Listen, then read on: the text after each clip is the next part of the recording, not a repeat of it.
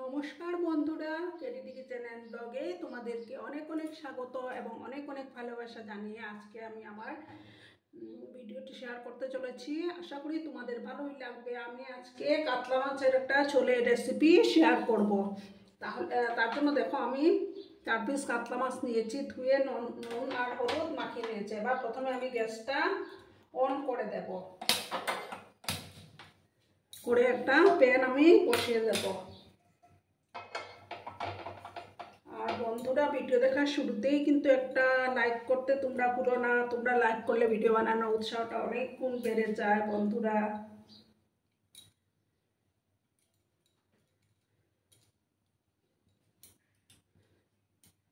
তো ততক্ষণে আমার প্যানটা গরম হয়ে যায়।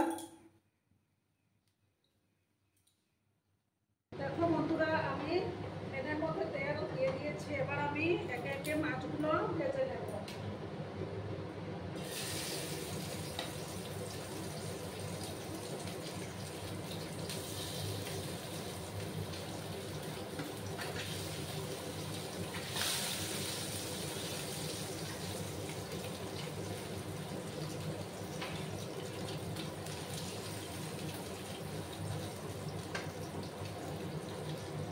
গ্যাসের ফ্লেমটাকে আমি কমিয়ে রেখেছি।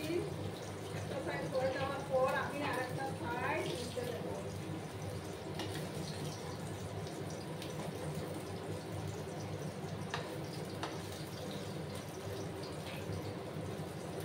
তোমরা সঙ্গে থেকো, ভিডিওটা একদম স্কিপ করো না, তাহলে বুঝতে পারবে না আমি কি করতে চলেছি। ঠিক আছে বন্ধুরা? আর যেসব নতুন বন্ধুরা আজকে আমার চ্যানেলে ফার্স্ট টাইম ভিজিট করছো, তারা অতি অবশ্যই পাশে থাকা বেল আইকনটি প্রেস করে রেখে দেবে, যাতে করে আমার ভিডিও ছাড়ার সাথে সাথে নোটিফিকেশন তোমাদের কাছে পৌঁছে যায়।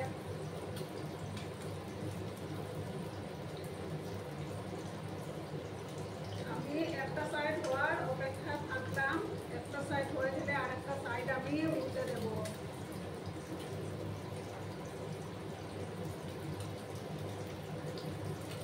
দেখো বন্ধুরা, এবার আমি উল্টে দিচ্ছি।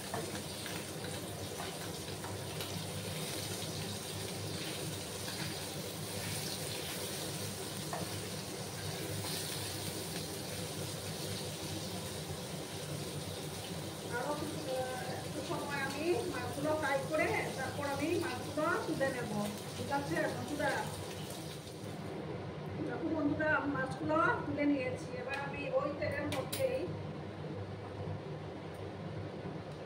আমি এখানে দুটো আলু কেটে রেখেছি, এভাবে লম্বা লম্বা করে আলুগুলো ভেজে নেব।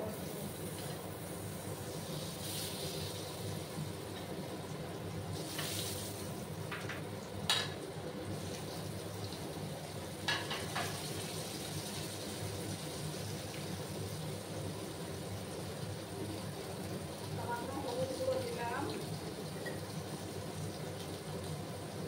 সামান্য একটু লবণও অ্যাড করে দিলাম।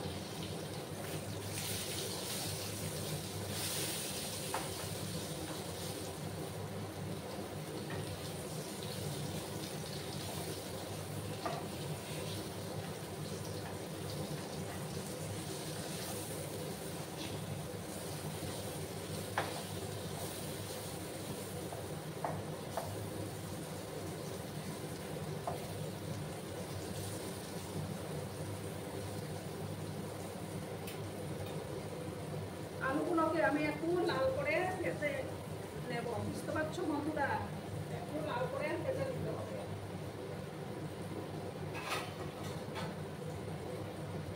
2 মিনিটের মতো আমি এটাকে ঢাকা দিয়ে রাখলাম। গ্যাসের আঁচটাকে কমিয়ে দিয়েছি। আর আমি এদিকে ওই গ্যাসের মধ্যে গরম জল বসিয়ে দিচ্ছি, কারণ আমি এই রান্নাটাতে আমি বেশিরভাগ রান্নাটাতে গরম জল ইউজ করি। এদিকে আমার আলুটা ফ্রাই হয়ে যায়। একটু লাল করে আমি আলুগুলো ভেজে তুলে নেব। দেখো বন্ধুরা, আমি আলুগুলো লাল করে ভেজে তুলে নিয়েছি। এবার আমি প্যানের মধ্যে আরেকটু তেল দেবো।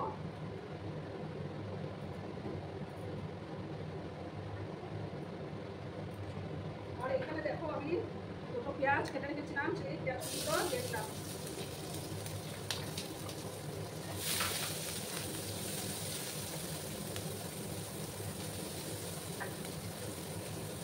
এগুলোকে কিন্তু একটু লাল করে ভেজে নিতে হবে। গ্যাসের আঁচটাকে কমিয়ে দিলাম। এদিকে আমি এখন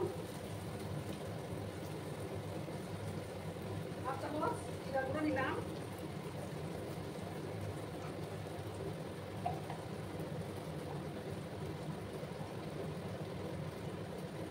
এক চামচ ধনে গুঁড়ো নিলাম। এক চামচ কাশ্মীরি লঙ্কার গুঁড়ো দিয়ে দিলাম।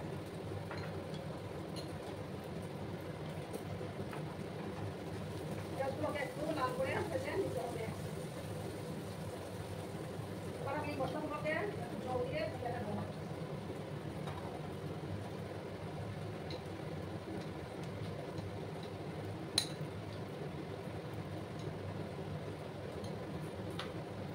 এবার আমি দেখো আদা আর এক টুকরো আদা আর 2-3 কোয়া রসুন বেটে রেখেছিলাম, সেটা দিয়ে দিচ্ছি।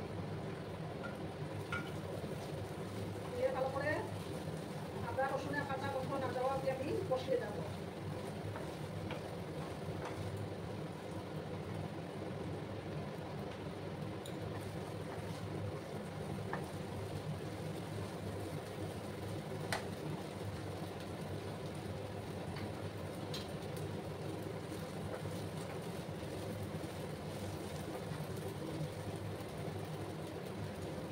আমি এখানে দেখো একটা টমেটো কেটে রেখেছিলাম, সেই টমেটোটাও দিয়ে দিলাম।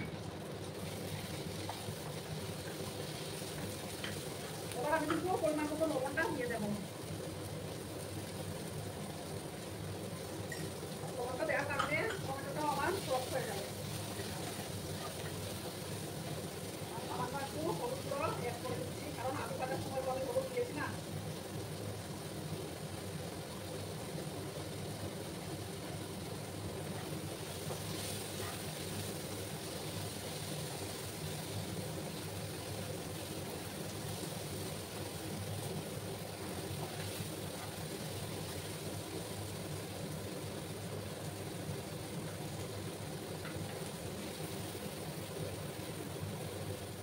এবার আমি এই মশলার পেস্টটা দিয়ে দিচ্ছি। দিয়ে ভালো করে কষিয়ে নিতে হবে। এবার আমি আলুগুলো দিয়ে দেবো।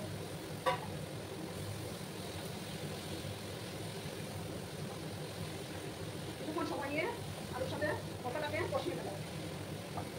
ঠিক আছে বন্ধুরা, খুব সুন্দর একটা ফ্লেভার বেরিয়েছে। বাকিটা ধুয়ে একটু জল দিয়ে দেয়।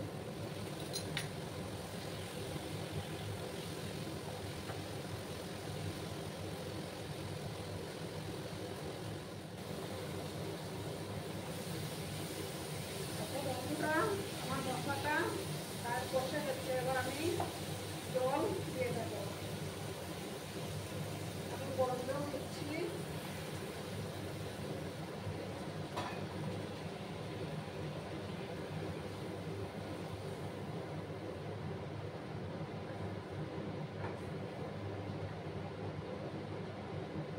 তোমরাও কিন্তু গরম জল দেওয়ার চেষ্টা করবে, তাহলে মানে তরকারির টেস্টটা ভালো আসে।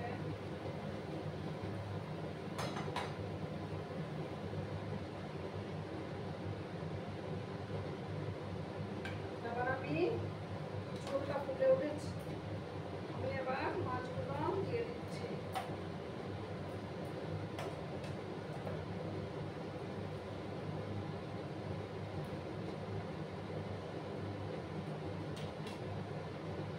এবার আমি গ্যাসের আঁচটাকে কমিয়ে 5-7 মিনিটের মতো ঢাকা চাপা দিয়ে রান্নাটা করে নেব। ঠিক আছে বন্ধুরা, গ্যাসের আঁচটাকে কমিয়ে দিলাম।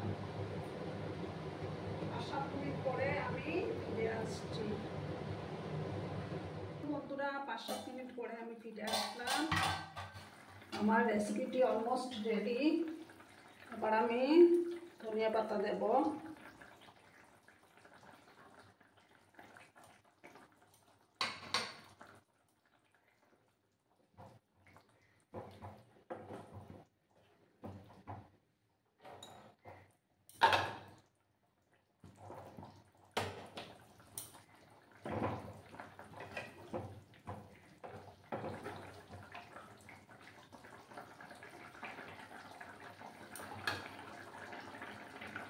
এবার আমি 2 মিনিটের মতো গ্যাসটা অফ করে একটু স্ট্যান্ডিং টাইমে রাখবো, তারপর সার্ভ করে দিব। ঠিক আছে বন্ধুরা, দেখো বন্ধুরা আমি সার্ভ করে দিয়েছি, কেমন হয়েছে অবশ্যই কমেন্ট করে বলো কিন্তু তোমরা। তোমাদের এই মিষ্টি মিষ্টি কমেন্টের অপেক্ষায় আমি থাকি। আর এতক্ষণ ধরে আমার ভিডিওটার সাথেও পাশে থেকে আমাকে এতটা সাপোর্ট করার জন্য তোমাদেরকে জানাই অনেক অনেক ধন্যবাদ এবং অনেক অনেক ভালোবাসা। ততক্ষণে তোমরা সবাই খুব ভালো থেকো, সুস্থ থেকো, আনন্দে থেকো। নমস্কার।